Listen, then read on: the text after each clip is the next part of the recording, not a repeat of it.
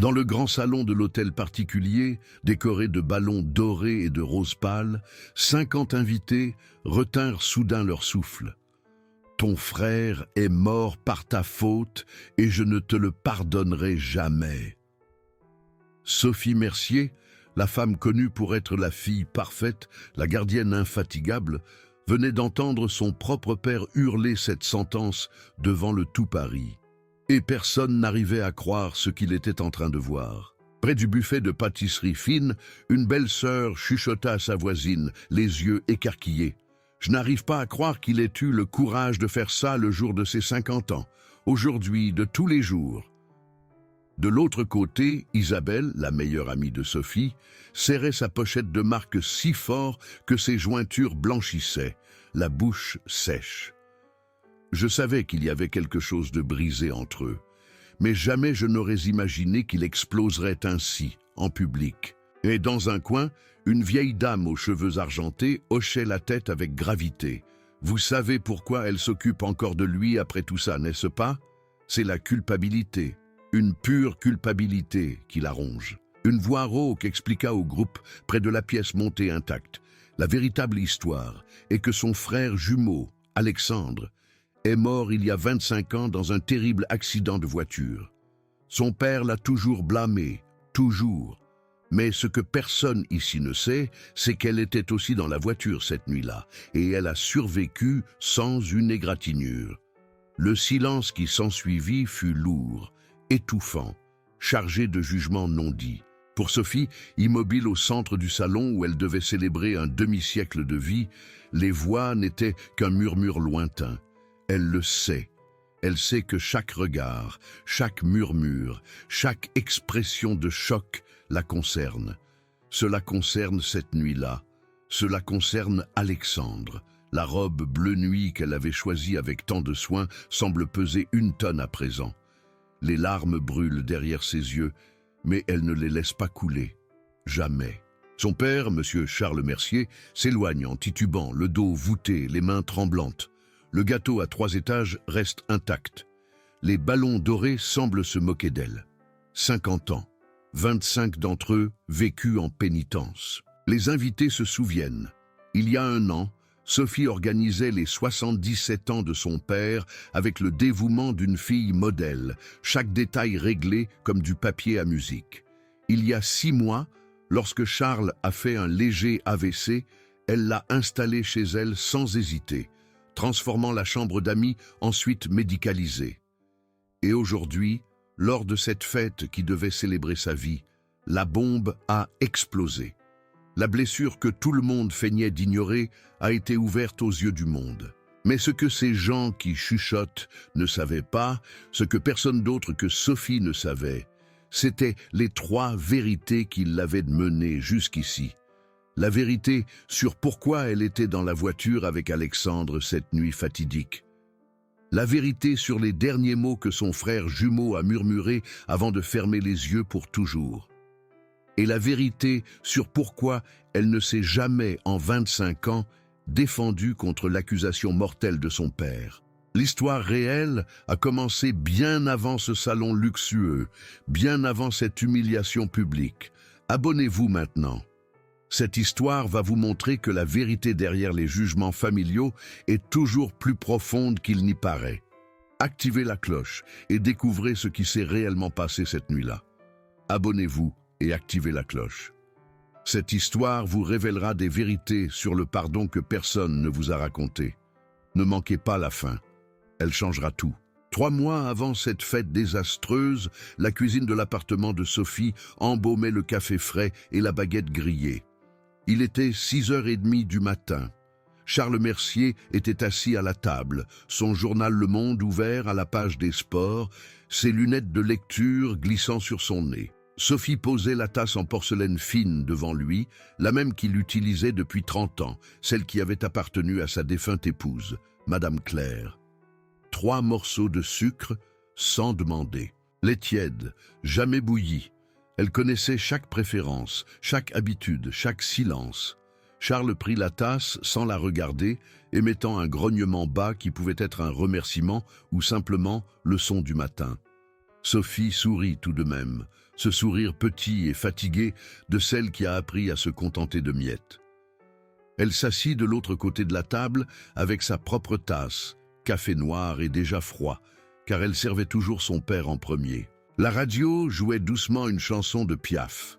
Pendant 3 minutes, peut-être 4, il y eut quelque chose qui ressemblait à la paix. Il commenta le match de football. Elle répondit, opinion prudente, rien qui puisse l'irriter. Il faillit sourire. Faillit. C'était à ces moments que Sophie se raccrochait, de petites miettes de normalité dans une relation bâtie sur des ruines. C'était leur danse. Il permettait qu'on s'occupe de lui. Elle s'occupait de lui avec une dévotion silencieuse. Il n'y avait jamais de remerciements verbaux, mais il acceptait le café, les repas, les médicaments organisés dans des boîtes colorées. Elle anticipait les besoins avant qu'il ne les verbalise. Quand il fronçait les sourcils, Sophie savait que sa douleur au dos était revenue et allait chercher le médicament. Quand il soupirait en regardant par la fenêtre donnant sur la rue pavée, elle savait qu'il pensait à Alexandre et disparaissait discrètement pour ne pas être témoin de la douleur qu'il ne partageait jamais avec elle. C'était ainsi depuis 6 mois, depuis que Charles était venu vivre ici après son petit AVC. Avant cela, c'était des appels quotidiens, des visites 3 fois par semaine, toujours Sophie allant vers lui, jamais l'inverse. Maintenant, ils partageaient le même toit, mais restaient sur des planètes séparées, orbitant autour du fantôme d'Alexandre. Sophie se révélait dans de petits gestes, dans la façon dont elle effleurait l'épaule de son père en passant, légèrement, testant s'il reculerait. Dans le ton de voix éternellement bas et prudent, comme si elle parlait à quelqu'un au bord de l'effondrement, dans le sacrifice automatique de lui servir les meilleures parts, gardant pour elle ce qui restait. Elle lisait l'humeur de Charles, à la façon dont il tenait son journal. Détendu signifiait une journée tolérable. Froissé entre les doigts signifiait que la tempête intérieure approchait et qu'elle devait marcher sur la pointe des pieds. Sophie ne mentionnait jamais Alexandre directement, mais laissait sa photo dans le salon, des fleurs fraîches à côté chaque dimanche, un autel silencieux au fils qu'il avait perdu et à la culpabilité qu'il avait déposée sur elle. C'était sa façon de dire « je me souviens, je ressens, je paye ». La journée de Sophie commençait à 5h30. Elle se réveillait en pensant à son père. A-t-il bien dormi? A-t-il bu de l'eau? Faut-il changer les draps?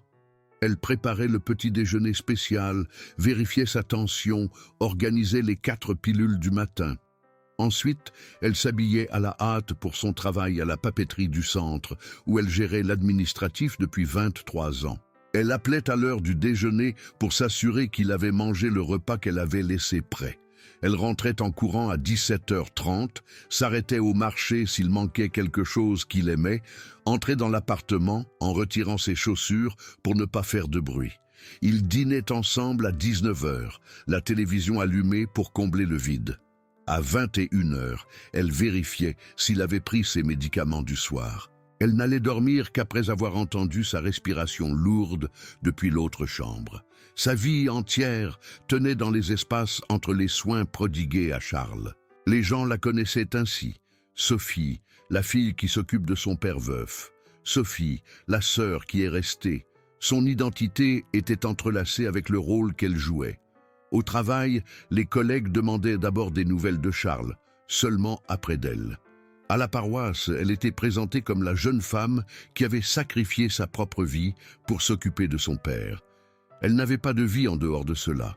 3 hommes avaient essayé de la courtiser au fil des ans. 3 fois, elle avait refusé avec des excuses sur le manque de temps, sur le fait que son père avait besoin d'elle.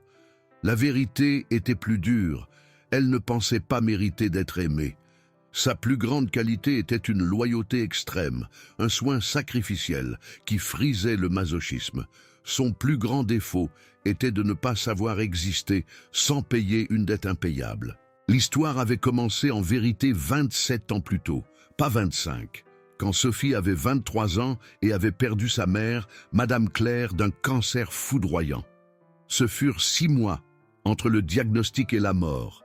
6 mois où Sophie abandonna ses études pour s'occuper d'elle, tandis qu'Alexandre continuait sa vie, voyageant pour le travail, construisant sa carrière. Personne ne le blâmait. C'était un homme, il devait travailler. Mais Sophie était la fille. La place de la fille était au chevet de la mère malade. Quand Claire mourut, ce fut dans les bras de Sophie, pas d'Alexandre. Et 2 ans plus tard, quand Alexandre mourut dans cet accident, la mère de Sophie n'était plus là pour adoucir la culpabilité que Charles déversa sur la fille qui avait survécu. Sophie jura alors, devant la tombe des deux, qu'elle s'occuperait de son père jusqu'à la fin, qu'elle compenserait d'une certaine manière le fils qu'il avait perdu. Elle construisit des murs émotionnels avec le reste du monde, mais se laissa complètement exposer à son père, espérant qu'un jour, il l'absoudrait. Le rêve de Sophie n'était pas individuel, il ne l'avait jamais été. Elle ne rêvait pas de voyager, de se marier ou d'avoir des enfants. Elle rêvait juste d'une phrase.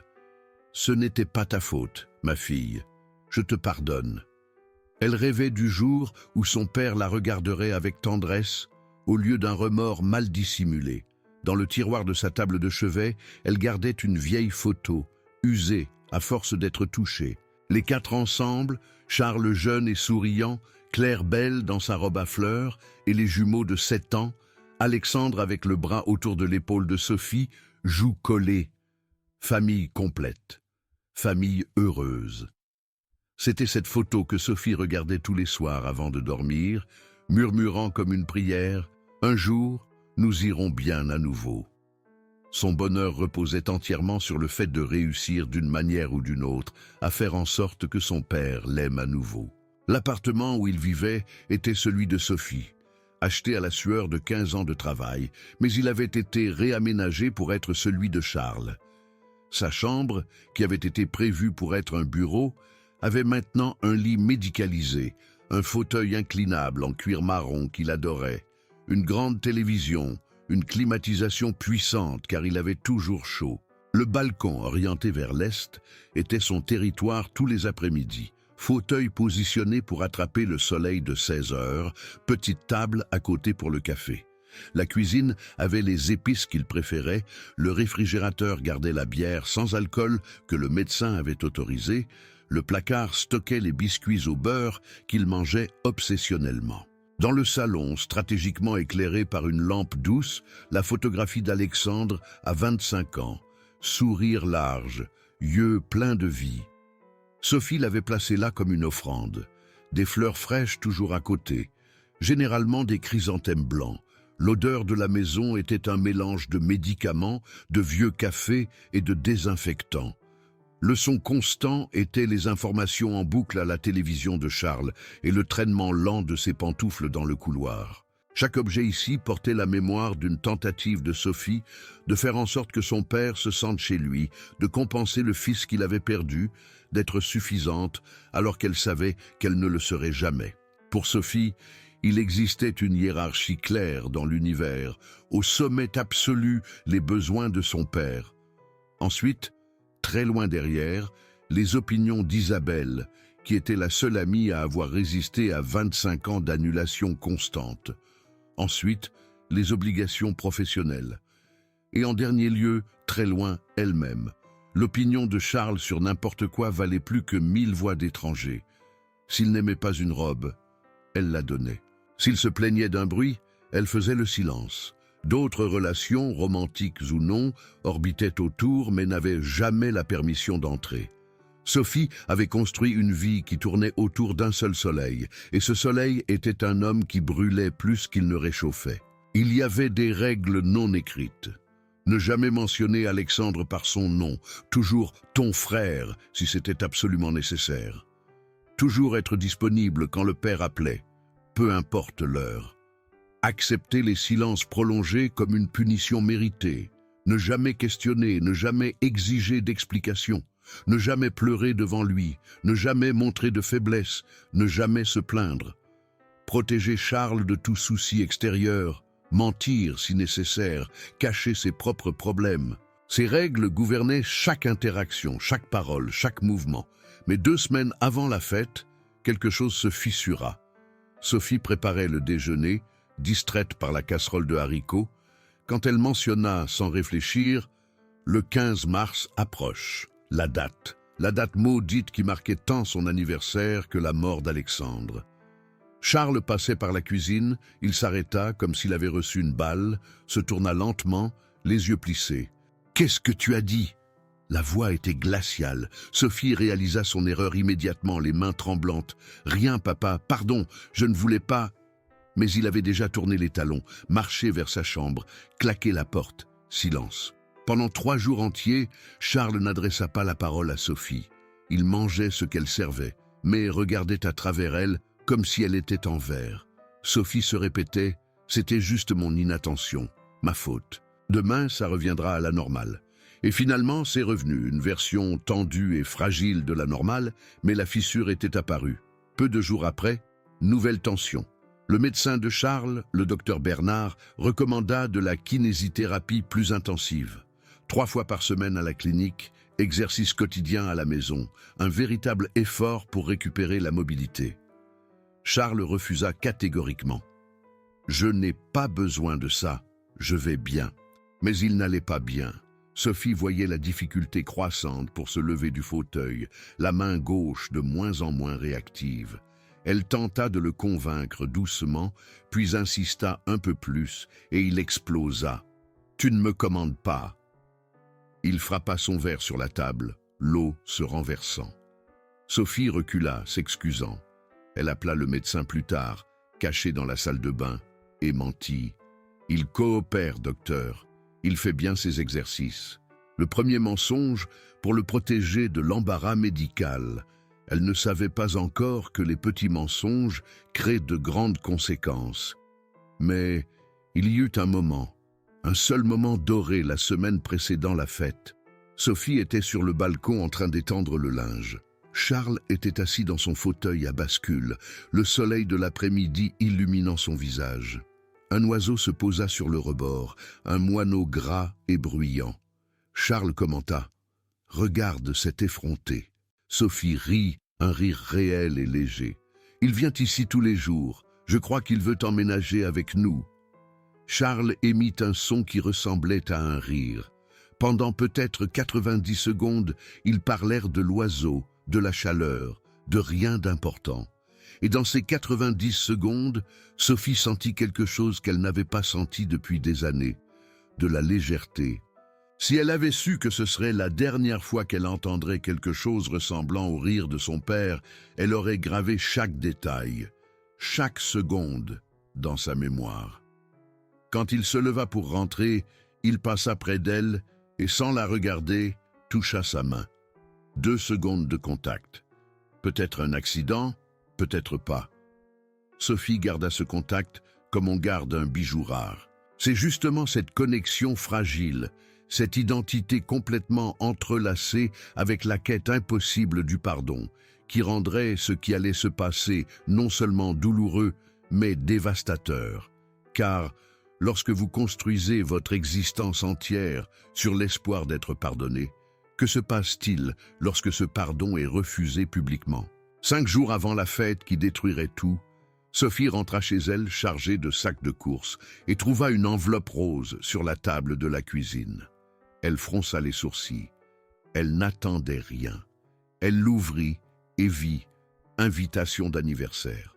Son anniversaire, 50 ans. Isabelle avait organisé une fête surprise. L'invitation était belle, papier texturé, lettres dorées, détails élégants. Sophie sentit son cœur se serrer, moitié gratitude, moitié panique. Elle lut la date, 15 mars. Bien sûr, son anniversaire. Mais aussi, elle se figea. Le 15 mars était la date de la mort d'Alexandre. Comment n'avait-elle pas réalisé? Comment Isabelle n'avait-elle pas réalisé? Elle entendit des pas derrière elle. Charles entra dans la cuisine, prenant un verre d'eau, regarda distraitement l'invitation dans sa main. Qu'est-ce que c'est? Sa voix était neutre, mais Sophie connaissait les tons. C'est... Isabelle a organisé une petite fête pour mon anniversaire, papa. Je ne savais pas. Il prit l'invitation de sa main, lentement, lut. Ses yeux se fixèrent sur la date. Sa mâchoire se crispa. La couleur quitta son visage. 15 mars. Ce n'était pas une question, c'était une accusation. Sophie sentit le monde s'effondrer. « Papa, je n'ai pas choisi la date. C'était Isabelle, je peux annuler, pas besoin de fête. » Sa voix sortait aiguë, désespérée. Charles jeta l'invitation sur la table comme si elle brûlait. « Tu vas célébrer le jour où ton frère est mort ?» Il tourna les talons et sortit. La porte de sa chambre claqua assez fort pour faire trembler le tableau au mur. Sophie resta immobile, l'invitation rose se moquant d'elle sur la table. Les mains tremblantes, elle prit son portable, composa le numéro d'Isabelle. 3 sonneries. « Sophie, tu as vu l'invitation ? J'ai réussi à entrer chez toi quand tu étais au marché hier. Je l'ai laissé en surprise.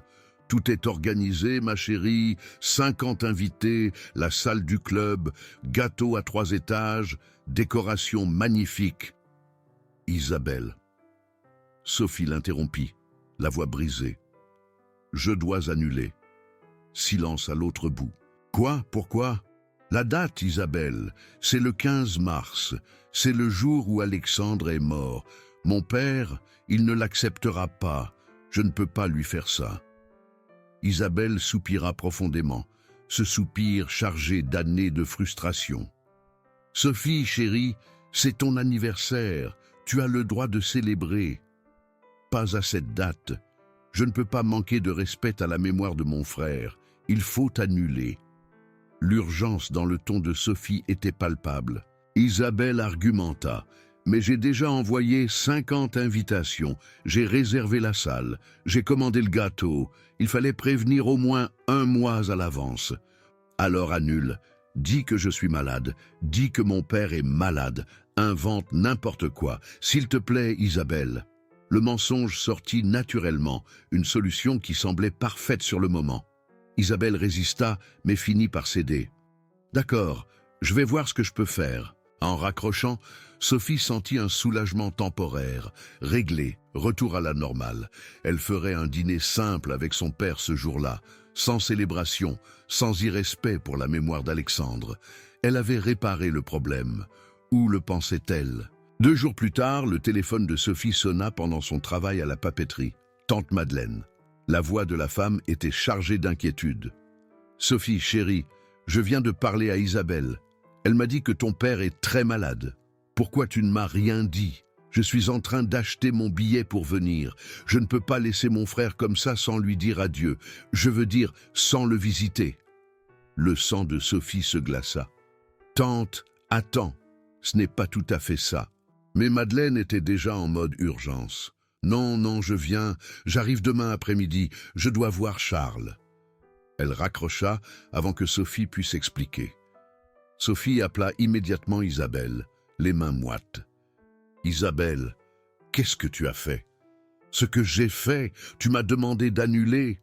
Tu as dit d'inventer que quelqu'un était malade. J'ai appelé les invités en disant que ton père avait fait une rechute et que tu devais t'occuper de lui. Mais mon père va bien. Maintenant ma tante arrive parce qu'elle croit qu'il est mourant. » Sophie criait presque. Ses collègues la regardaient.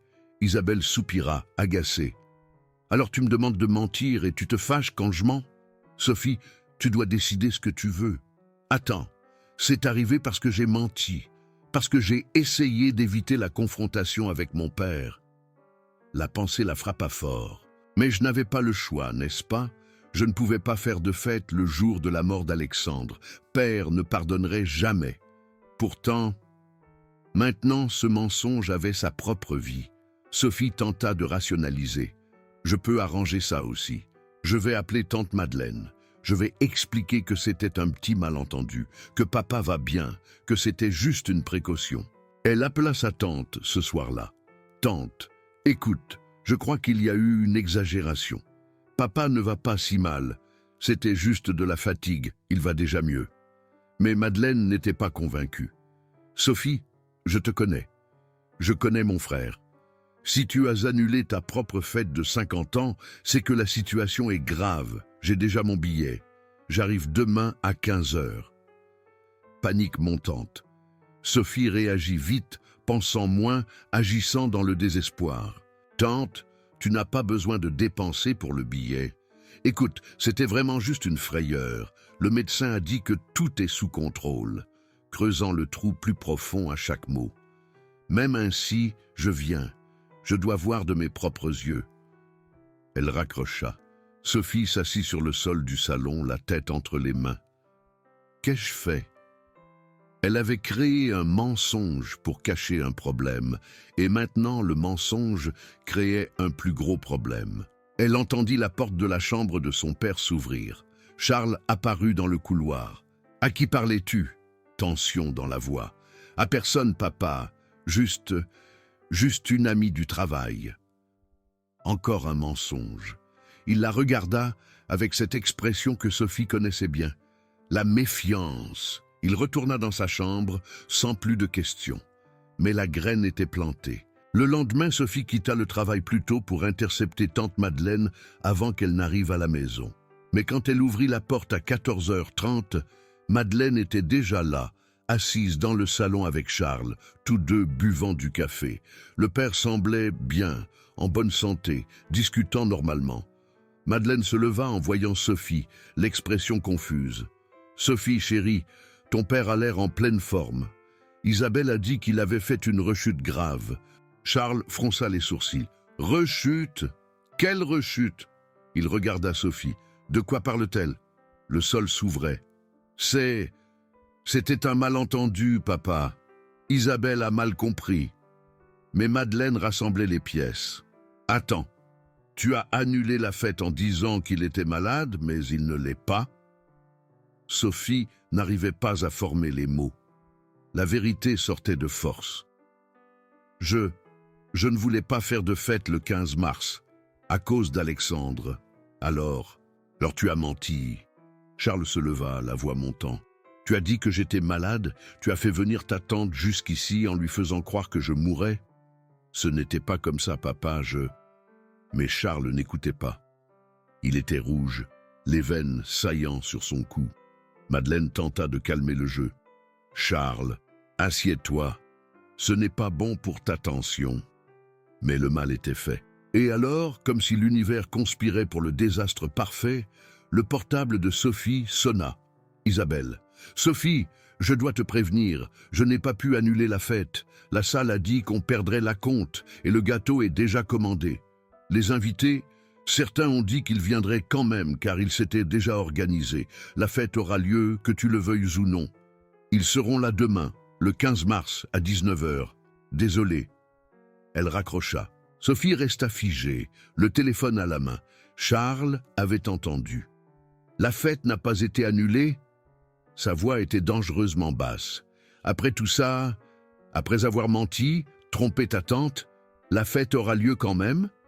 Le jour de la mort de ton frère? » « Papa, je ne savais pas, j'ai essayé d'annuler. » Mais il marchait déjà vers sa chambre. « Tu as toujours été égoïste, tu n'as toujours pensé qu'à toi. » La porte claqua. Madeleine regarda Sophie avec un mélange de pitié et de déception. « Je vais à l'hôtel. » Elle sortit sans dire au revoir. Sophie passa une nuit blanche. La situation était complètement hors de contrôle. Mensonge sur mensonge, conséquence sur conséquence.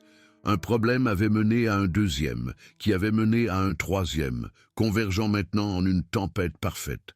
Son père la haïssait plus que jamais. Sa tante était déçue.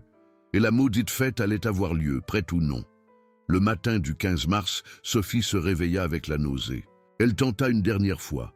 Elle frappa à la porte de la chambre de son père. « Papa, s'il te plaît, je ne vais pas à la fête. Je reste ici avec toi. On peut dîner ensemble, tranquille, juste nous deux. » Silence. Puis, la voix de son père traversa la porte. « Fais ce que tu veux, tu le fais toujours. » Ce n'était pas une permission, c'était un abandon. Pire que la colère. À 18h, Isabelle apparut à la porte avec une robe et du maquillage à la main. « Tu y vas? Je n'ai pas fait tout ça pour que tu ne viennes pas. » Elle traîna pratiquement Sophie dans la salle de bain, l'habilla, la maquilla, comme si elle préparait un corps pour une veillée funèbre. Sophie se regarda dans le miroir et ne reconnut pas la femme en face. Robe bleue, cheveux coiffés, maquillage parfait. Mais les yeux étaient morts. À 19h15, elles arrivèrent à la salle. C'était magnifique. Ballons dorés et roses, buffet de douceur, gâteaux à 3 étages, amis et connaissances partout. Tous crièrent « Surprise !» quand elle entra, mais Sophie entendit à peine. Elle cherchait. Et alors, elle le vit. Charles, dans un coin de la salle. Isabelle l'avait invité. Tentative de réconciliation. Mais l'expression sur son visage n'était pas celle de la réconciliation. C'était celle de la trahison absolue. Sophie se déplaça en pilote automatique, remercia pour les vœux, força des sourires, feignit la normalité. Mais elle sentait le regard de son père brûler son dos. 30 minutes de torture. Puis quelqu'un leva son verre, demandant l'attention pour un toast. La salle fit silence, et Charles, du coin où il était, tituba vers l'avant. Les gens s'écartèrent. Il s'arrêta au centre, regardant Sophie avec une haine pure qui coupa plus profond que n'importe quel couteau. « Vous voulez tous célébrer aujourd'hui ?» Voix tremblante mais forte. « Savez-vous quelle date nous sommes? Il y a 25 ans aujourd'hui, mon fils est mort. Alexandre est mort. Et elle... » Il pointa un doigt tremblant vers Sophie. Elle était là, dans la voiture, et elle a survécu. La salle retint son souffle. Et aujourd'hui, elle veut une fête? Elle veut une célébration? Sa voix se brisa. Ton frère est mort par ta faute, et je ne te le pardonnerai jamais. Le cri résonna. 50 paires d'yeux sur Sophie. Charles s'éloigna en titubant. La fête mourut. Le gâteau resta intact. Sophie resta paralysée au centre du salon. Son monde s'effondrant, l'effet domino complet. Un petit mensonge avait mené à cela. Une tentative de protéger avait causé une destruction totale. Tout ce temps, alors que Sophie essayait de sauver la relation avec son père, de le protéger, d'honorer la mémoire d'Alexandre, la vérité était que chaque décision l'enfonçait davantage. Et maintenant, devant tous ceux qu'elle connaissait, la blessure de 25 ans avait été ouverte. Relation centrale brisée, confiance rompue. Sophie réalisa, trop tard, que la tentative de protéger avait causé plus de dégâts que la vérité n'aurait jamais pu en causer. J'ai tout fait de travers. Chaque choix, chaque mensonge, chaque sacrifice avait mené à ce moment. Humiliation publique, rejet définitif. Et le pire, elle ne savait pas si elle pourrait un jour s'en remettre. Mais ce que Sophie ne savait pas, c'est que derrière tout ce qui s'était passé, caché dans les ombres de cet accident d'il y a 25 ans, il y avait une vérité bien plus profonde. Et dans les jours suivants, alors qu'elle essaierait de recoller les morceaux d'une vie détruite, cette vérité commencerait à émerger. Et elle changerait tout ce qu'elle pensait savoir sur la culpabilité, sur Alexandre, sur elle-même. Dites-moi en commentaire depuis quelle ville vous regardez. Je lis tout et je réponds avec tendresse. Et laissez un like si cette histoire touche votre cœur. 2 jours après l'humiliation publique, Sophie ne sortait pas de son lit. Isabelle frappa à la porte 12 fois avant d'utiliser la clé de secours qu'elle avait. Elle trouva son amie enroulée dans les draps, rideaux tirés, chambre sombre au milieu de l'après-midi. « Sophie, voix ferme, lève-toi. Laisse-moi, Isabelle. Je ne te laisserai pas. » Isabelle ouvrit les rideaux violemment, la lumière envahit la pièce. Sophie gémit, couvrant ses yeux. Isabelle s'assit au bord du lit, prit la main de son amie. « Je sais ce que tu ressens. Tu ne sais pas. » « Si, je sais. » La voix d'Isabelle devint plus basse, plus lourde. « Parce que j'ai vécu ça aussi. » Sophie la regarda enfin. Isabelle ne parlait jamais de son propre passé. « Mon frère Marcel s'est suicidé il y a 10 ans. » Les mots tombèrent comme des pierres. Il était dépressif. Il a essayé les traitements, les médicaments, tout. Et un mardi quelconque, il s'est pendu dans sa chambre. Ma mère l'a trouvé. Sophie serra la main d'Isabelle plus fort. « Je ne savais pas que... » « Je ne le raconte à personne, mais tu as besoin de l'entendre. » Isabelle prit une grande inspiration, rassemblant son courage. « Après sa mort, je suis devenue l'esclave de ma famille. Je devais compenser la perte, tu comprends. J'ai épousé Robert parce que mes parents l'aimaient bien, pas parce que je l'aimais. J'ai eu un fils parce qu'il voulait un petit-fils. J'ai quitté le travail de mes rêves pour m'occuper de ma mère.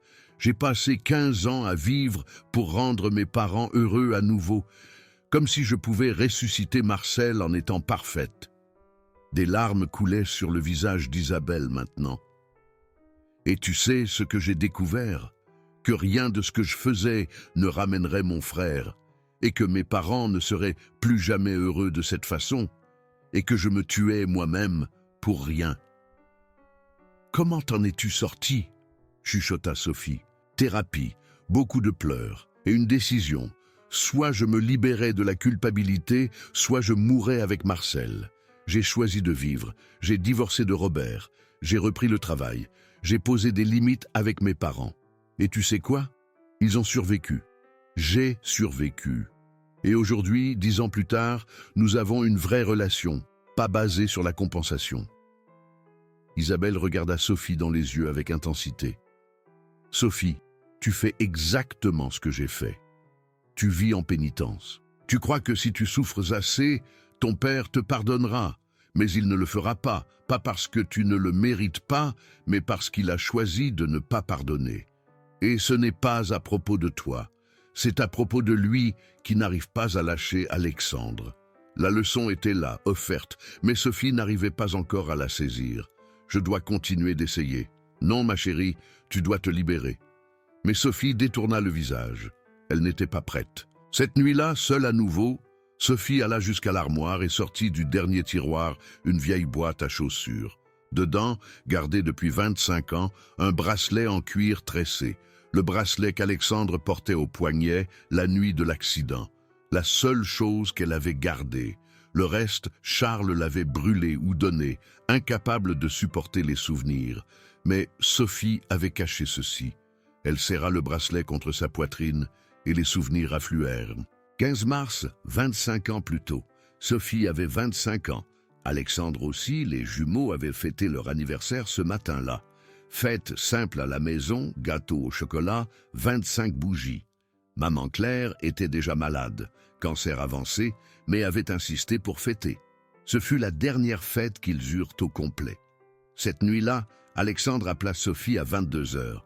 « Soso, viens me chercher. La petite fête au bar a viré à la beuverie et j'ai abusé. Je ne peux pas conduire. » Sophie était en pyjama, presque endormie. « Appelle un taxi, Alex. J'ai plus de sous. S'il te plaît, t'es ma sauveuse. » Elle aurait pu insister pour le taxi. Elle aurait pu dire non. Mais Alexandre était son jumeau, sa moitié, son meilleur ami. Elle ne lui refusait jamais rien. Elle s'habilla, prit les clés, conduisit 15 minutes jusqu'au bar. Quand elle arriva, Alexandre riait avec des amis, bière à la main, clairement au-delà de la limite. « Mon ange gardien !» Il serra Sophie dans ses bras, forte odeur d'alcool. « On y va !» Elle alla vers sa voiture. « Où sont les clés ?» Il chercha dans ses poches, trouva, mais ne lui donna pas. « Je conduis. »« Alexandre, tu as bu. »« Je vais bien, c'était juste quelques bières. »« Donne-moi les clés. » Elle tendit la main. Il rit. « Tu t'inquiètes trop, Soso. Détends-toi. » Et il monta côté conducteur. Sophie resta figée sur le parking. Elle aurait pu insister plus. Elle aurait pu appeler un taxi pour les deux et laisser la voiture là. Elle aurait pu appeler leur père. Mais Alexandre démarrait déjà le moteur, faisant signe par la fenêtre. « Tu montes ou tu restes ?» Elle monta. Première culpabilité. Ne pas avoir lutté davantage. Route sombre, peu de circulation. Alexandre conduisant trop vite, riant, racontant une histoire sur la fête. Sophie demandant de ralentir. « Alex, va doucement. Tout va bien. » Mais ça n'allait pas. Un virage serré apparut soudainement. Alexandre essaya de tourner, mais trop tard. La voiture sortit de la route. Bruit de métal froissé. Verre qui éclate. Monde qui tourne. Et puis, silence. Sophie ouvrit les yeux. Airbag sur le visage. Goût de sang dans la bouche. Douleur à l'épaule, mais vivante. Elle se tourna sur le côté. Alexandre, coincé, volant, écrasé contre la poitrine. Sang, beaucoup de sang. Yeux ouverts, fixés sur elle. « Alex ?» Sa voix sortant rauque. « Soso ?» La voix de lui si faible. « C'était pas ta faute. Dis à papa !» Essayant de parler plus, mais le sang remplissant sa bouche. « Alex !»« Non, attends. Les secours arrivent. » Sophie, essayant de l'atteindre, ceinture bloquée. Son de sirène au loin. Dis à papa, Alexandre répétant, yeux désespérés. Et puis rien. Ses yeux devinrent vides, fixes. Sophie cria jusqu'à se déchirer la gorge, mais Alexandre n'était plus là. Les pompiers la sortiraient de la voiture. Blessure légère. Miracle. De l'autre côté, il découpait le métal pour sortir Alexandre. Trop tard. Charles arriva en courant, visage désespéré. Il vit Sophie debout, un médecin bandant son bras. Il vit le brancard avec Alexandre couvert. Il s'effondra. Et quand il se releva, il regarda Sophie avec quelque chose qu'elle n'avait jamais vu auparavant dans les yeux de son père. La haine. « Pourquoi tu n'es pas morte à sa place ?» murmurait, mais elle l'entendit, et elle continua de l'entendre pendant 25 ans. Maintenant, tenant le bracelet d'Alexandre, Sophie laissa enfin sortir ce qui était bloqué depuis si longtemps. Elle commença à parler à voix haute, seule dans la chambre noire, les mots jaillissant comme un vomissement émotionnel. « Je fuis toujours. J'ai toujours fui tout ce qui pouvait me rendre vraiment heureuse. Marc voulait m'épouser, j'ai dit non. André m'aimait, j'ai dit que je n'étais pas prête. Philippe a insisté 2 ans, j'ai dit que je devais m'occuper de mon père. Mais la vérité, c'est que je ne pensais pas mériter l'amour, parce qu'Alexandre est mort et que j'ai vécu. Aimer quelqu'un de nouveau serait le trahir, serait admettre que j'ai avancé, serait oublier. » Les mots accéléraient maintenant. Tout comme quand je suis monté dans cette voiture sans me battre plus pour les clés, je suis entré dans la vie de mon père sans jamais me défendre. J'ai accepté sa colère, j'ai accepté la culpabilité, j'ai tout accepté parce qu'au fond, je me blâme aussi, voix brisée. Et si Alexandre n'allait pas me défendre dans ses derniers mots? Et s'il allait dire à papa que c'était ma faute de ne pas l'avoir empêché de conduire? Je ne saurais jamais. Et ça me tue chaque jour. Sanglotant maintenant. La vérité, c'est que je suis aussi en colère contre Alexandre pour avoir bu, pour avoir insisté pour conduire, pour m'avoir mise dans cette situation, contre mon père pour me punir d'avoir survécu, pour choisir le fils mort au lieu de la fille vivante, mais surtout contre moi, pour avoir accepté, pour avoir vécu 25 ans comme un zombie, pour ne m'être jamais défendu, pour n'avoir jamais hurlé en retour. Ce n'était pas ma faute. Corps plié, tombant au sol, bracelet toujours serré dans la main. Je ne me suis jamais pardonné d'être en vie. Comment puis-je demander le pardon de papa si moi-même je ne me suis jamais pardonné? Comment? Et là, au fond du gouffre, la porte s'ouvrit. Isabelle était revenue. Elle entra sans demander la permission, vit Sophie au sol, ne dit rien. Elle s'assit juste à côté d'elle, tira son amie dans une étreinte serrée, la laissa pleurer. Des minutes passèrent. Finalement, Isabelle chuchota. « Quand mon frère s'est tué, j'ai passé des années à penser que si j'avais vu les signes, j'aurais pu le sauver. La thérapie m'a appris quelque chose. Porter la culpabilité ne ressuscite personne, ça tue juste ceux qui restent. » Elles restèrent là, 2 femmes ayant perdu leur frère, se tenant l'une l'autre dans un silence qui disait tout. Pendant ce temps, de l'autre côté de la ville, Charles Mercier était seul dans l'ancien appartement où il vivait avant d'aller chez Sophie. Il était retourné là-bas après l'explosion à la fête, refusant de parler à sa fille. L'appartement était poussiéreux, froid, exactement comme il l'avait laissé 6 mois plus tôt. Il s'assit dans le fauteuil du salon, regardant la photographie au mur. Alexandre a 25 ans, remise de diplôme, large sourire, l'avenir devant lui.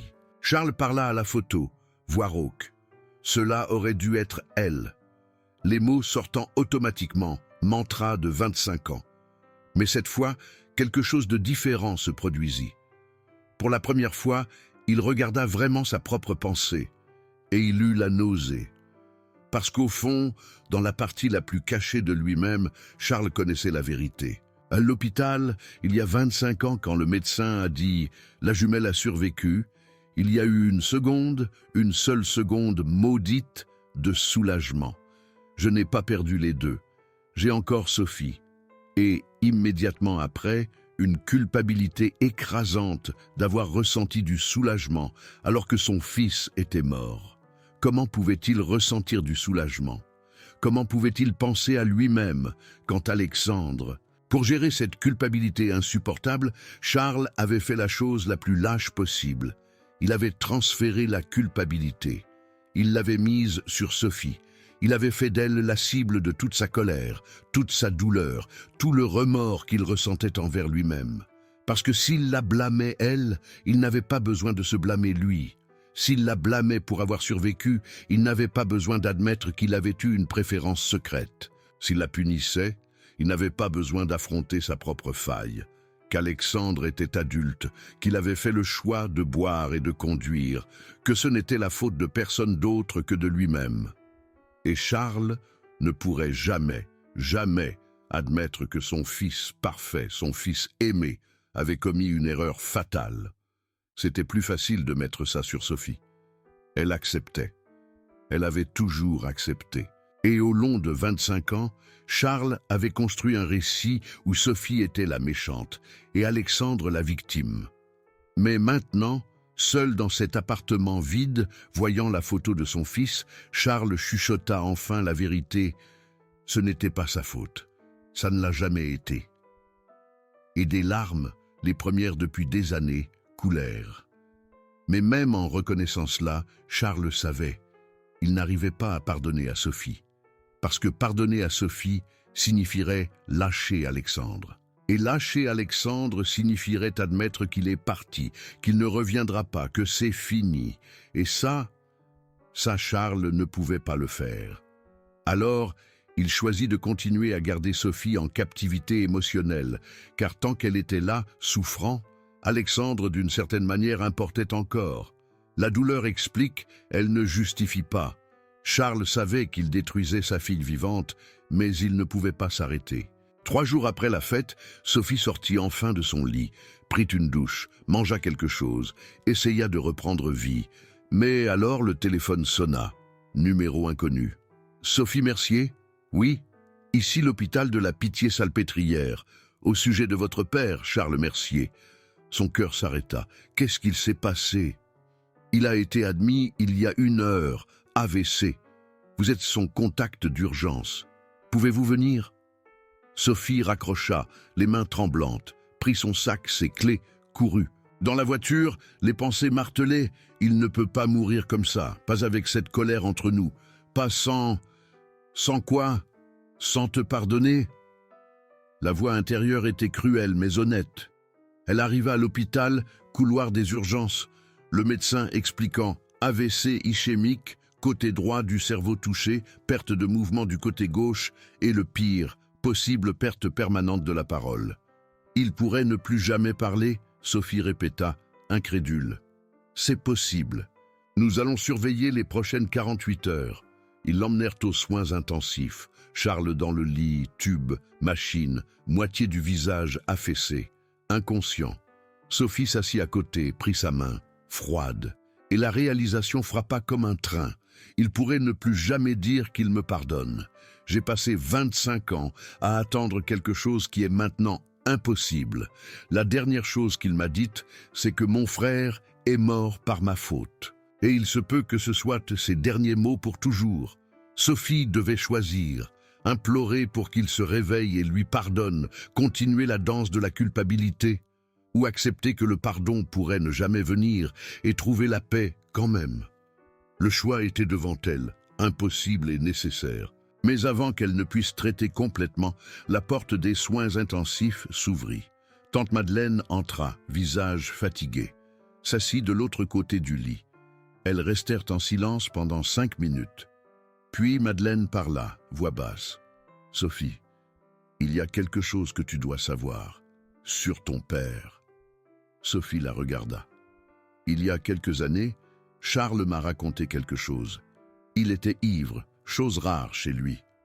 Il a dit qu'il savait que ce n'était pas ta faute, que le médecin avait expliqué à l'hôpital qu'Alexandre était mort d'une hémorragie interne instantanée, que rien n'aurait pu le sauver. Mais il a choisi de te blâmer. même en connaissant la vérité. Les mots tombèrent comme des bombes. « Pourquoi ?»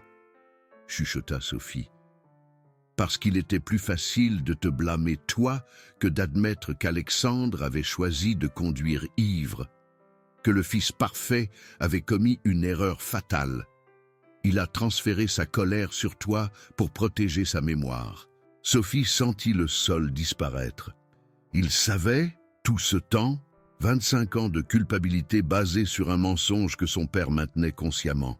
« Désolé, ma chérie, j'ai pensé que tu devais savoir avant qu'il ne soit trop tard. » Madeleine sortit, laissant Sophie seule avec une vérité dévastatrice et un père inconscient. La vérité libère, mais elle brûle aussi. Sophie comprit enfin. Ce n'était pas à propos de mériter le pardon. C'était à propos d'un père qui n'arrivait pas à se pardonner lui-même. Et ça, elle ne pourrait jamais le réparer. Des milliers de femmes vivent en attendant un pardon qui ne viendra jamais de pères, maris, fils qui ont choisi de les maintenir dans la culpabilité. Laissez votre ville et l'émotion que vous ressentez. Renforçons-nous ensemble. 48 heures après l'admission, Charles ouvrit les yeux. Sophie était au chevet du lit, épuisée, sans avoir vraiment dormi. Quand elle vit le mouvement, elle se leva vite. « Papa, papa, tu m'entends ?» Ses yeux bougèrent vers elle, essayant de faire le point. La bouche s'ouvrit, essayant de former des mots, mais ce qui sortit ne fut qu'un son traînant, incompréhensible. Il essaya encore, effort visible sur le visage, frustration grandissante, mais rien. Aucun mot clair. Le médecin entra, fit des tests, confirma ce que Sophie savait déjà au fond. L'AVC a gravement touché l'aire de Broca, responsable de la production du langage. Il comprend tout, mais ne peut pas articuler les mots. Cela peut être temporaire, cela peut être permanent. Nous ne pouvons pas encore savoir. Sophie regarda son père. Il pleurait, des larmes silencieuses coulant sur son visage. Essayant de parler, essayant désespérément de dire quelque chose, mais seuls des sons sortaient. Et elle sut, avec une certitude absolue et dévastatrice, elle n'entendrait jamais « je te pardonne » de sa bouche. 25 ans à attendre 3 mots qui étaient maintenant impossibles. L'ironie cruelle ne passa pas inaperçue. Il avait passé des années à refuser de dire les mots qu'elle avait besoin d'entendre. Et maintenant l'univers lui avait retiré la capacité de parler tout court. Sophie sentit ses jambes céder. Isabelle, qui venait d'entrer avec du café, lâcha tout et soutint son amie avant qu'elle ne tombe. Le monde tournait, nausée montante, son du moniteur cardiaque de son père résonnant au loin. « Respire, Sophie, respire. » La voix d'Isabelle semblait venir d'un long tunnel. Mais Sophie n'arrivait pas à respirer. Elle se noyait dans une réalisation brutale. C'est ça, c'est ma vie. Un père qui ne me pardonnera jamais parce qu'il ne peut plus parler. Un frère qui est mort. Une mère qui est partie. Moi seul portant la culpabilité pour le reste de l'existence. Les premières heures furent un brouillard. Sophie signait des papiers que les infirmières mettaient devant elle, répondait aux questions en mode automatique, acceptait l'eau qu'Isabelle forçait dans sa main. Bougeant mécaniquement, le corps fonctionnant tandis que l'esprit était complètement absent. Tante Madeleine apparut, dit des choses. Sophie hocha la tête mais n'enregistra pas un mot. Le médecin expliqua les prochaines étapes. Kinésithérapie, orthophonie. Sophie accepta tout sans traiter. Le temps était distordu. Les minutes semblaient des heures. Les heures disparaissaient en secondes.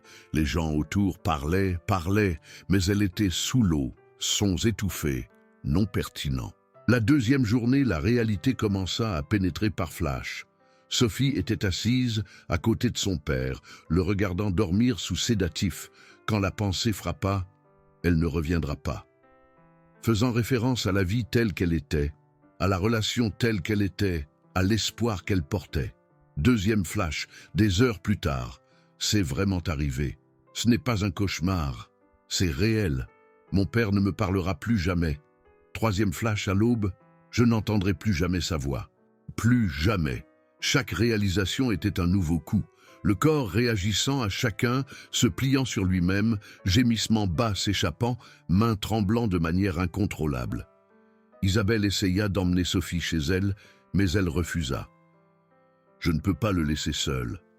Sophie, tu as besoin de te reposer. »« J'ai dit non !» Cri qui fit regarder les infirmières. Isabelle recula, main levée. « Ok, reste. » La nuit du 3e jour, seule sur la chaise inconfortable à côté du lit de son père, Sophie commença à parler. Pas pour lui, qui dormait, pour elle-même. Monologue fragmenté, pensée ne formant pas de phrase complète. Non, ça ne peut pas finir comme ça, il doit se réveiller, il doit me dire, il doit... Comment ai-je laissé les choses en arriver là? J'aurais dû quoi? Le forcer à me pardonner? Implorer plus? M'humilier plus que je ne me suis déjà humilié? Voix montant, main tirant ses propres cheveux. Si seulement je n'étais pas monté dans cette voiture. Si j'avais lutté plus pour les clés. Si j'avais appelé mon père pour chercher Alexandre. Si j'avais... La liste des si était infinie, 25 ans de regrets. Hier, il pouvait encore parler.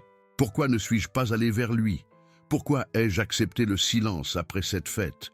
Pourquoi ai-je laissé sa colère être la dernière chose entre nous? Sanglots brisant les mots. Maintenant, plus jamais, jamais. Répétant le mot comme une prière inversée, acceptation forcée de la permanence. L'infirmière de nuit trouva Sophie ainsi, offrit un calmant, elle refusa. « J'ai besoin de sentir ça. Si je ne le sens pas maintenant, ça me détruira après. » L'infirmière acquiesça, la laissa seule. Sophie s'enferma dans les toilettes de l'hôpital, eau froide sur le visage, regardant son reflet dans le miroir. Elle ne reconnaissait pas la femme en face. Yeux gonflés, peau grise, cheveux emmêlés, 50 ans paraissant 70. « Qui es-tu » demanda-t-elle au miroir. « Qui es-tu sans la quête du pardon de ton père ?» Silence. Parce que Sophie ne savait pas, toute son identité adulte avait été construite autour d'être pardonnée. Enlève ça, il reste quoi? Le vide. Peur paralysante. Elle retourna à la chaise, se recroquevilla, serra ses propres genoux, ne mangea pas, ne dormit pas, exista juste dans une douleur pure et sans filtre. Le 4e jour, Isabelle arriva avec une valise. « J'ai apporté des vêtements propres, de la nourriture décente, et je n'accepterai pas non comme réponse. » Elle traîna pratiquement Sophie à la salle de bain, la força à prendre une douche pendant qu'elle attendait dehors. Quand Sophie sortit, Isabelle avait organisé de la nourriture sur la petite table. « Mange. Je n'ai pas faim. Je n'ai pas demandé. Mange. » Elles se regardèrent. Sophie céda la première, prit un sandwich, mâcha mécaniquement. Isabelle s'assit à côté. « Puis-je te raconter ce que j'ai appris sur la perte ?» Sophie ne répondit pas, mais Isabelle continua. « J'ai appris qu'il n'y a pas de bonne façon de ressentir. J'ai appris que l'amour imparfait est toujours de l'amour. J'ai appris que parfois il n'y a pas de conclusion, pas de réponse, pas de justice. Et nous devons vivre avec ça quand même. » Elle fit une pause. « Et j'ai appris que tu n'honores pas ceux qui sont partis en étant parfaites. Tu honores en étant réelle, en étant humaine, en étant honnête sur la douleur. » Sophie regarda enfin son amie. « Je ne sais pas comment vivre avec ça, Isabelle. Comment je me réveille demain? Comment je continue quand tout ce que j'étais, tout ce que je voulais, n'existe plus? Je ne sais pas.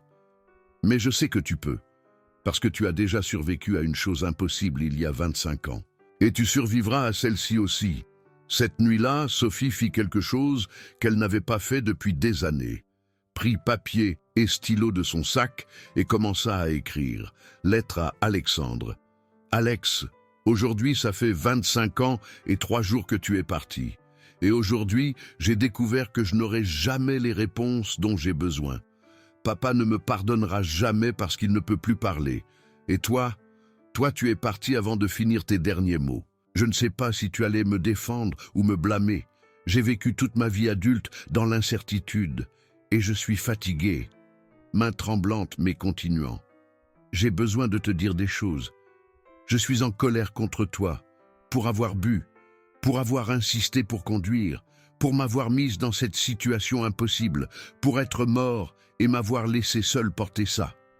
Je sais que c'est injuste d'être en colère contre un mort, mais je le suis. Et j'ai besoin de l'admettre, larmes tachant l'encre. Mais je t'aime aussi, je t'aimerai toujours. Tu étais ma moitié, mon jumeau, mon meilleur ami.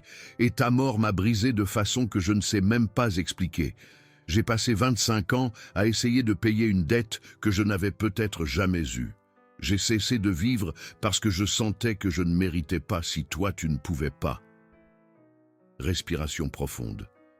Mais je ne peux plus. Je ne peux pas continuer ainsi. Je dois te lâcher, Alex. Je dois lâcher papa. Je dois lâcher la culpabilité. Parce que si je ne lâche pas, je vais mourir aussi. Peut-être pas physiquement, mais je mourrai de la même façon.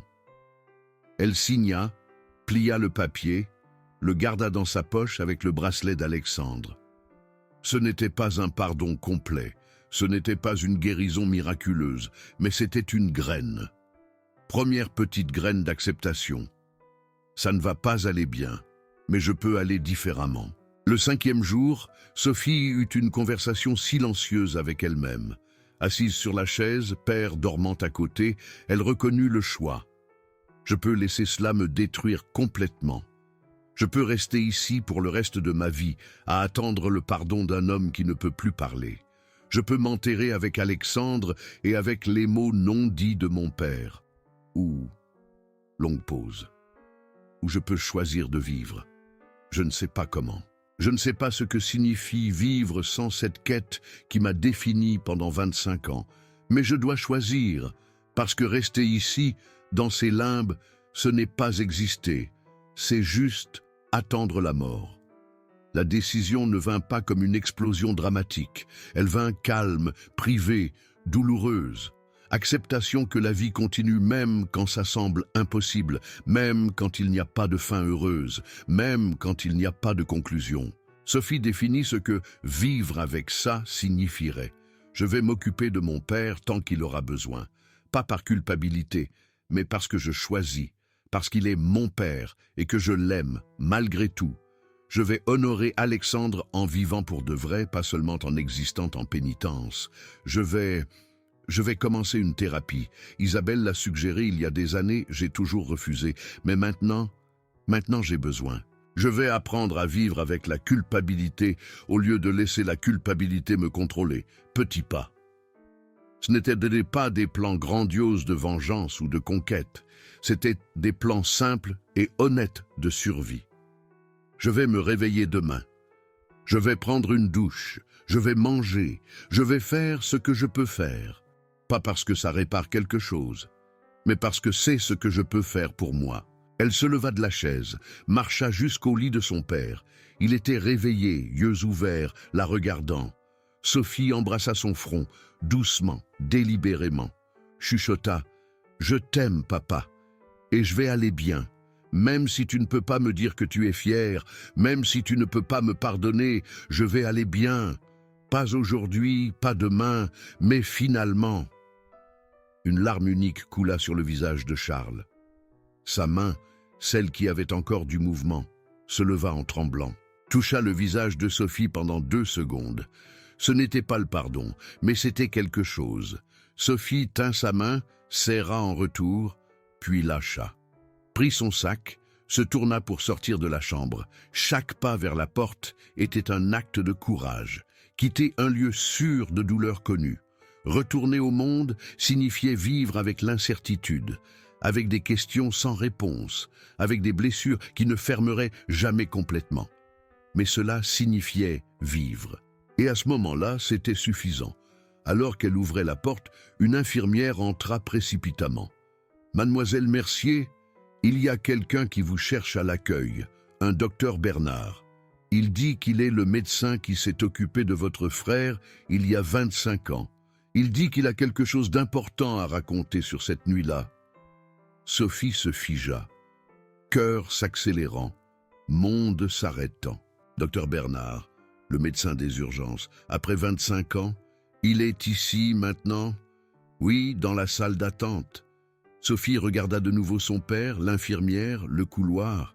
Quelque chose en elle savait, ce que cet homme a à dire va tout changer. Je vais là-bas. Sophie descendit à la salle d'attente avec des jambes tremblantes. Docteur Bernard était assis près de la fenêtre, homme aux cheveux gris, lunettes à monture fine, apparence fatiguée de qui porte un poids depuis longtemps. Quand il vit Sophie s'approcher, il se leva. « Mademoiselle Sophie Mercier ?» Voix grave mais gentille. « Oui, je suis Bernard. J'étais le médecin de garde qui s'est occupé de vous et de votre frère Alexandre, la nuit du 15 mars, il y a 25 ans. » Le nom de son frère, dit à voix haute par un étranger, fit tituber Sophie légèrement. « Je sais qui vous êtes. L'infirmière a dit que vous aviez quelque chose d'important à me dire ?» Il hocha la tête. « Oui, mais pas ici. Pouvons-nous parler dans un endroit plus privé ?» Sophie l'emmena dans une petite salle de consultation vide. Ils s'assirent face à face. Le médecin prit une grande inspiration, rassemblant des mots qu'il avait clairement répétés. « Pendant 25 ans, j'ai porté une information que le protocole médical de l'époque ne m'a pas permis de révéler. Mais j'ai pris ma retraite et avant de mourir, j'ai besoin que vous sachiez la vérité sur cette nuit-là. » Sophie sentit son cœur s'emballer. Quelle vérité! Docteur Bernard sortit une enveloppe jaunie de sa poche. J'ai apporté une copie du rapport d'autopsie d'Alexandre. À l'époque, il a été archivé sans que la famille n'ait un accès complet car il y avait une enquête policière sur l'accident. Ensuite, il a été oublié dans le système. Il ouvrit l'enveloppe, montra les vieux papiers. « Sophie, Alexandre n'est pas mort à cause de l'accident. Il avait un anévrisme cérébral congénital non diagnostiqué. Une bombe à retardement dans la tête qui aurait pu se rompre à tout moment, en conduisant, en dormant, en riant, en marchant dans la rue. » Les mots entrèrent doucement, le cerveau de Sophie traitant chaque syllabe. « Qu'est-ce que vous dites ?»« Je dis que l'anévrisme s'est rompu en premier. C'est pour ça qu'il a perdu le contrôle de la voiture. Alexandre était déjà en train de mourir avant la collision. L'accident est arrivé parce qu'il a eu une hémorragie cérébrale soudaine au volant. Le choc ne l'a pas tué. Il était déjà mort neurologiquement quand il a percuté l'arbre. » Sophie n'arrivait pas à respirer. « Alors, ça ne changeait rien si j'avais pris les clés? S'il n'avait pas bu? » « Non, l'anévrisme allait se rompre de toute façon. Ça aurait pu être ce jour-là, ça aurait pu être une semaine après. Mais quand ça rompt, c'est instantané et fatal. Alexandre avait, au maximum, des jours à vivre. Vous ne saviez pas. Il ne savait pas. Personne ne savait. Le monde de Sophie s'effondra et se reconstruisit en secondes. 25 ans de culpabilité basée sur une prémisse fausse. « Je n'ai pas tué mon frère. » Sa voix sortant dans un murmure brisé. « Vous n'avez jamais tué votre frère. Alexandre est mort d'une condition médicale que personne ne pouvait prévoir ou prévenir. Et je dois vous dire plus. » Docteur Bernard tint sa main avec la gentillesse d'un grand-père. Ces derniers mots, « Ce n'était pas ta faute, dit à papa. J'étais là quand il a dit ça. J'ai entendu. Et il avait raison, ce n'était pas votre faute. Ça ne l'a jamais été. » Sophie commença à trembler, corps entier secoué. « Pourquoi vous n'avez pas raconté ça avant? Pourquoi avez-vous laissé ma famille croire ?» Parce que le rapport complet n'a été prêt que des semaines plus tard, quand vous aviez déjà enterré Alexandre et étiez en deuil profond. Et à l'époque, le protocole était de ne pas ouvrir les rapports aux familles à moins d'une demande officielle. Votre père n'a jamais demandé. Je présume qu'il ne voulait pas savoir les détails. Et moi, j'étais un jeune médecin. J'ai suivi le protocole. Mais j'ai porté cette information comme une pierre pendant 25 ans. Quand j'ai vu votre nom dans le système hospitalier aujourd'hui, s'occupant de Charles Mercier, j'ai su que c'était l'heure. Sophie ne savait pas si elle devait rire ou pleurer. Elle fit les deux, son étrange sortant, mélange de sanglots et de rires hystériques. 25 ans. 25 ans, j'ai cru que elle ne put finir. Docteur Bernard resta calme, la laissant traiter. Des minutes passèrent. Finalement, Sophie essuya son visage, regarda le médecin avec des yeux rouges mais clairs. « Mon père, c'est ça? Je ne sais pas. S'il a lu le rapport complet à l'époque, peut-être. Mais la plupart des familles ne lisent pas les rapports techniques. Elles restent avec l'explication simplifiée de la police. Accident de voiture, victime fatale. Sophie se leva, avait besoin de bouger, avait besoin de faire quelque chose avec l'énergie frénétique courant dans ses veines. Je dois lui dire, je dois... Sophie... Docteur Bernard se leva aussi. Votre père a fait un AVC, il ne peut pas parler. Lui dire ça maintenant va changer quelque chose pour lui? Elle s'arrêta, réfléchit. Non, ça ne va pas changer. Il ne peut pas me demander pardon. Il ne peut pas retirer 25 ans de culpabilité qu'il a mis sur moi. Il ne peut rien défaire. Alors racontez à qui compte. Vous-même. Sophie retourna aux soins intensifs 30 minutes plus tard, se déplaçant différemment. Ce n'était pas de la légèreté exactement, c'était quelque chose de plus profond, de la clarté. Charles était réveillé, regardant le plafond. Elle entra, tira la chaise près du lit, s'assit, resta à le regarder un long moment, puis commença à parler. Voix calme, ferme, sans colère, mais sans soumission. « Papa, j'ai besoin de dire des choses, et tu vas m'écouter parce que tu ne peux plus m'interrompre. » Il tourna les yeux vers elle. « Je t'ai aimé toute ma vie, je t'aime encore, mais je t'ai aussi mis à une place que tu n'as jamais demandé d'occuper. J'ai fait de toi mon juge. Je t'ai donné le pouvoir de décider si je méritais de vivre. Et ce n'était pas juste, ni pour toi, ni pour moi. » Elle prit une grande inspiration. Tu n'avais pas à me pardonner pour que j'aie de la valeur en tant que personne. C'est moi qui avais besoin de ton pardon pour éviter de faire le travail difficile de me pardonner moi-même, pour ne pas avoir à accepter que la vie est injuste, que les tragédies arrivent et que parfois il n'y a pas de coupable. Elle continua, les mots sortant plus vite maintenant.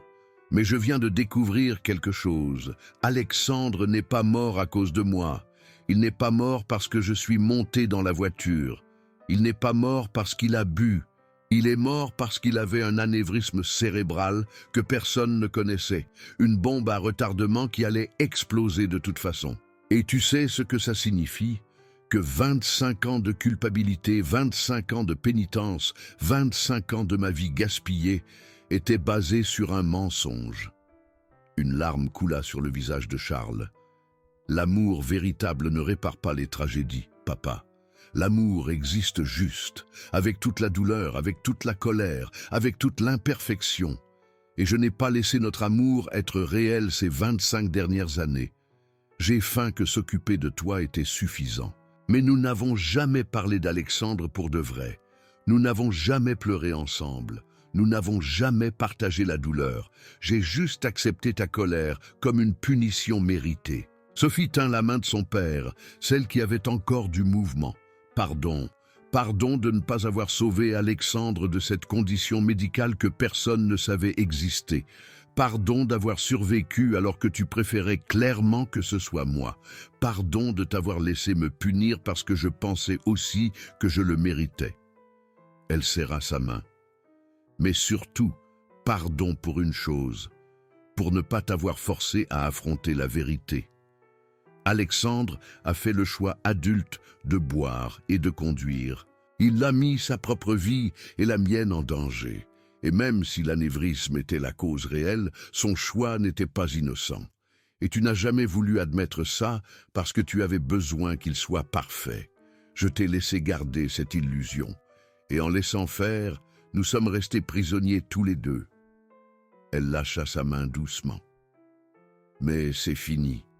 25 ans de prison sont finis. Pas parce que tu m'as libéré, parce que je me libère. Elle se leva, marcha jusqu'à la fenêtre, regarda la ville dehors, les lumières s'allumant avec la tombée de la nuit. La vie se déroulant, indifférente à sa douleur. Elle se retourna vers son père. « Je vais continuer à m'occuper de toi, parce que je t'aime. Parce que tu es mon père, mais je ne vais plus le faire en portant la culpabilité. Je vais le faire parce que je le choisis, pas parce que je le dois. Tu comprends la différence ?»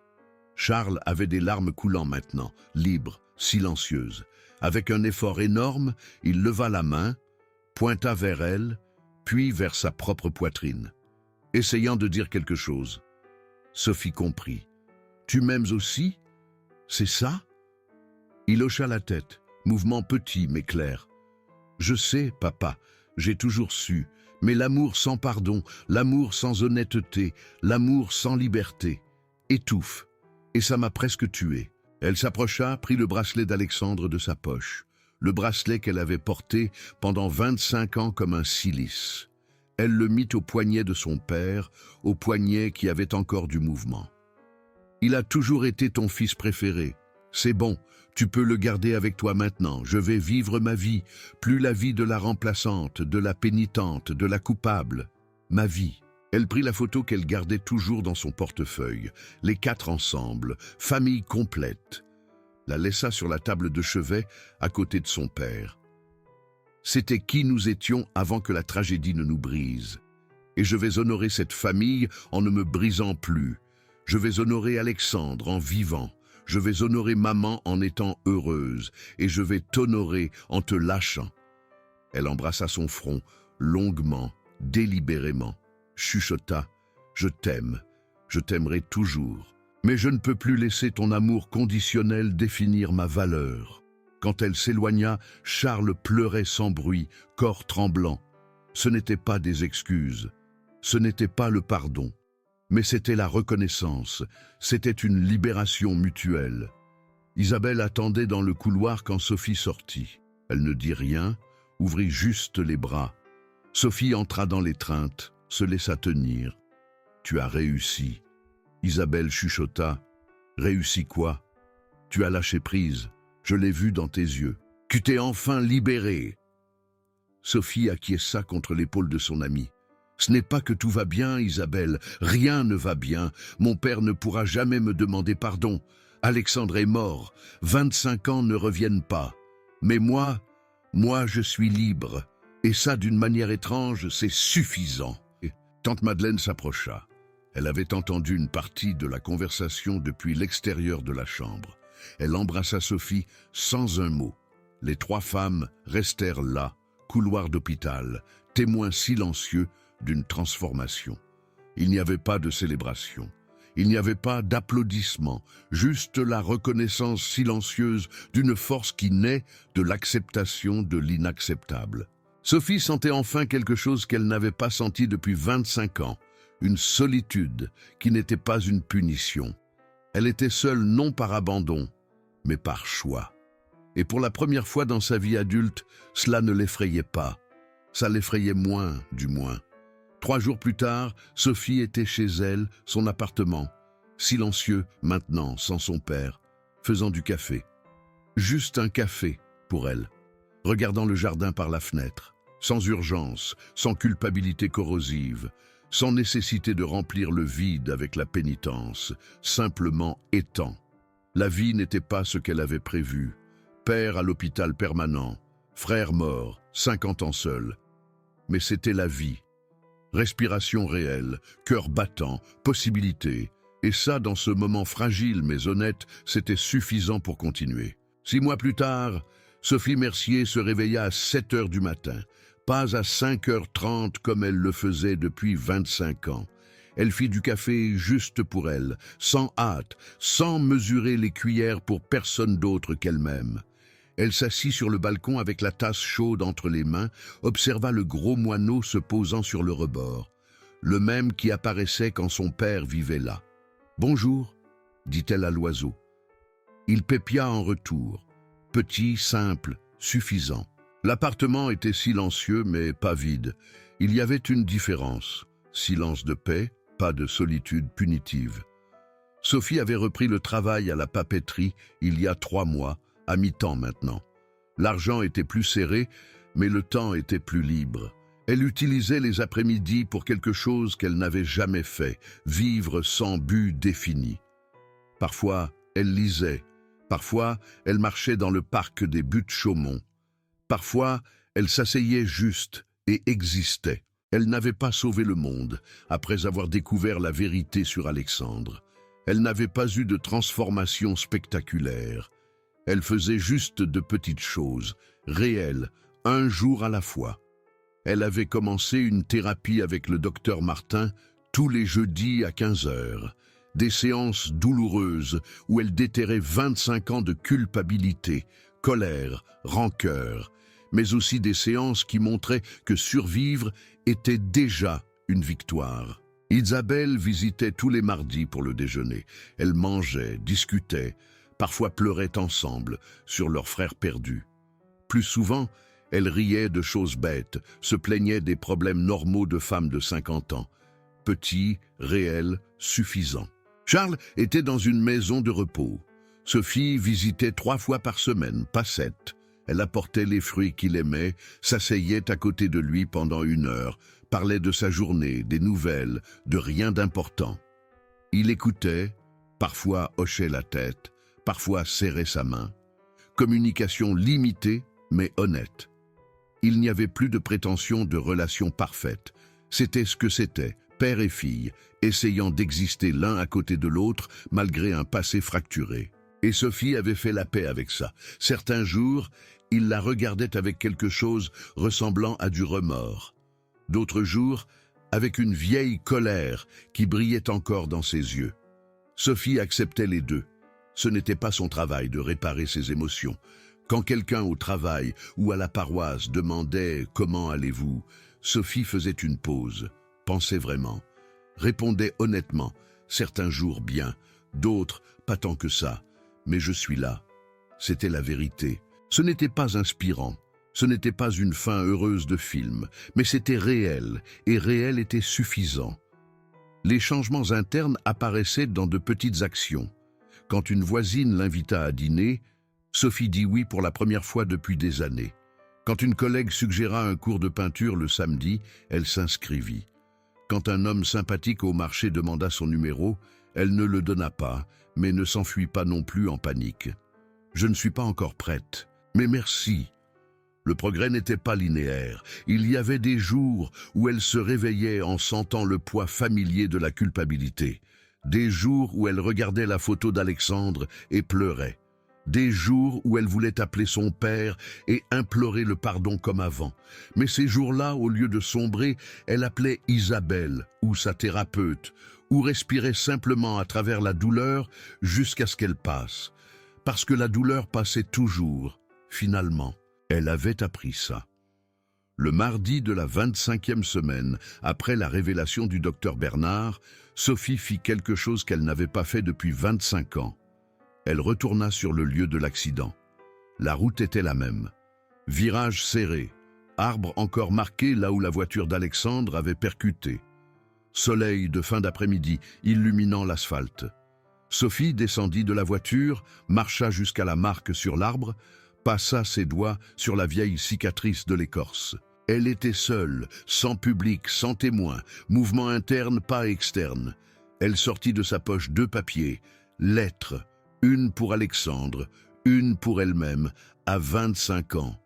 Elle lut à voix haute pour la route vide. « Alexandre, tu n'as pas été parfait. Tu as bu, tu as fait de mauvais choix, tu m'as mise dans une situation impossible. Mais tu as aussi été mon meilleur ami, mon jumeau, mon autre moitié. Et je te pardonne tes choix. Et je me pardonne de ne pas t'avoir sauvé de quelque chose que personne ne pouvait sauver. » Elle plia la lettre, l'enterra au pied de l'arbre. « Sophie de 25 ans, tu vas beaucoup souffrir. Tu vas porter une culpabilité qui n'est pas la tienne pendant trop longtemps. Tu vas cesser de vivre parce que tu penseras que tu ne le mérites pas. Mais je veux que tu saches, tu survis. Et un jour, tu réaliseras que survivre est aussi une façon d'honorer ceux qui sont partis. » Elle enterra la seconde lettre à côté de la première. Elle resta là 10 minutes, le vent bougeant ses cheveux, le soleil réchauffant son visage. Il n'y eut pas de moment cathartique de guérison complète. Il n'y eut pas de voix divine l'absolvant. Juste une femme de 50 ans, debout sur une route, faisant la paix avec un passé qu'elle ne peut pas changer. Et c'était suffisant. Quand elle retourna à la voiture, elle vit Madeleine appuyée contre, attendant. Sophie lui avait demandé de venir, mais ne savait pas si elle viendrait. Tante, nièce, Elles s'embrassèrent en silence. « Ton père a demandé après toi hier, » dit Madeleine doucement. « Pas avec des mots, mais il a pointé ta photo que j'ai laissée dans sa chambre. Et je pense qu'il ressent le manque. À sa façon brisée, il ressent. » Sophie hocha la tête. « Il me manque aussi, le père qu'il était avant. Mais je ne peux plus vivre en attendant qu'il redevienne celui-là. Je sais, et je pense qu'au fond, il le sait aussi. » Elles rentrèrent ensemble, Madeleine racontant des histoires de quand Sophie et Alexandre étaient enfants. De bons souvenirs, avant que la tragédie ne frappe. Sophie écoutait, riait, pleurait un peu, se permettant de tout ressentir sans jugement. L'histoire de Sophie n'enseigne pas que l'amour conquiert tout. Elle enseigne que parfois l'amour ne suffit pas pour guérir certaines blessures, et que c'est ok d'admettre ça. Elle enseigne que vous pouvez tout faire bien et perdre quand même, que vous pouvez porter une culpabilité pendant des années et découvrir qu'elle n'a jamais été la vôtre pour commencer, et que cette découverte n'efface pas les années perdues, mais peut libérer les années qui restent. Elle enseigne que la paix n'est pas l'absence de douleur, c'est la capacité de s'asseoir avec la douleur, de la reconnaître et de ne pas la laisser être tout ce que vous êtes. Elle enseigne que la force n'est pas de ne pas casser, c'est de rassembler les morceaux, même s'ils ne s'emboîtent pas parfaitement, d'accepter les fissures et de continuer. Elle enseigne que la vie est rarement celle que nous planifions, mais elle peut avoir de la beauté même imparfaite, même fracturée, même sans fin heureuse de contes de fées. Combien d'entre nous portons des culpabilités qui ne sont pas les nôtres, des relations qui n'ont pas fini comme elles auraient dû, des pardons que nous attendons mais qui ne viennent jamais? L'histoire de Sophie nous dit « Vous n'avez pas besoin d'être pardonné par un autre pour vous libérer. Vous n'avez pas besoin que père, mère, frère, mari, fils admettent l'erreur pour que vous avanciez. Vous n'avez pas besoin de conclusions parfaites pour commencer un nouveau chapitre. » Parfois, la culpabilité est juste une circonstance cruelle que vous avez portée par bonté ou par peur. Et la lâcher, même sans la bénédiction de celui qui l'a placée sur vous, est l'acte le plus courageux qui existe. Survivre à la perte, à l'injustice, aux années gaspillées et choisir de vivre quand même, c'est déjà de l'héroïsme. Vous n'êtes pas seul à vivre une vie imparfaite. Aucune de nous ne l'est. Et vous ? Avez-vous déjà porté une culpabilité pendant des années pour découvrir qu'elle n'a jamais été la vôtre? Avez-vous déjà attendu un pardon dont vous avez réalisé qu'il ne viendrait jamais? Avez-vous fait la paix avec un passé que vous ne pouvez pas changer et un présent qui n'est pas ce que vous rêviez? Racontez dans les commentaires non pas votre histoire de victoire parfaite, mais votre histoire d'acceptation imparfaite. De comment vous avez appris à vivre avec les fissures. De comment vous avez choisi de continuer même quand la fin heureuse n'est pas venue. D'autres femmes ont besoin de savoir que la paix est possible, même sans résolution complète. Que vous pouvez être forte et brisée en même temps. Abonnez-vous à la chaîne, laissez votre like, partagez avec quelqu'un qui a besoin d'entendre que c'est ok de ne pas aller totalement bien. La semaine prochaine, une nouvelle histoire. Souvenez-vous, vous n'avez pas besoin d'être entière pour être courageuse. Les cicatrices prouvent seulement que vous avez survécu. Et survivre, ma chère, est déjà une victoire. À bientôt.